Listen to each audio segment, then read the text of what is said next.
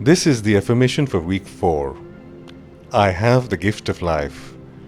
I cherish my whole spirit. I nurture my courage and strength. There's no doubt we've all grown over the years, gaining knowledge and experience in exchange for the time spent. Yet, sometimes when we look back to our former selves, we find elements to our being that we are missing now. Perhaps a hobby or pastime we indulged in then but no longer do so. Maybe we had the passion of youth that allowed us to freely protest against what we thought was wrong, and we don't do so anymore.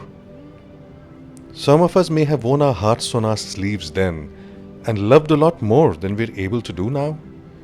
We had the strength that is born of pure hope, untouched by the many failures we've faced, unburdened by the responsibilities we've taken on as we've lived our lives. We had more courage, not having then looked into the face of fear, never having experienced loss. Does our spirit change with the passing of time?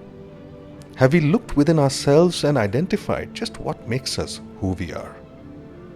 And then I wonder, should failure be a reason to lose hope or an opportunity to learn? Should responsibility be a burden or a natural outcome of our increasing abilities and ambitions? Should fear suppress courage or be a reflection of how much we care? When we speak this affirmation aloud, we deeply feel inside us that our lives, with all its ups and downs, has been a privilege and a journey without parallel.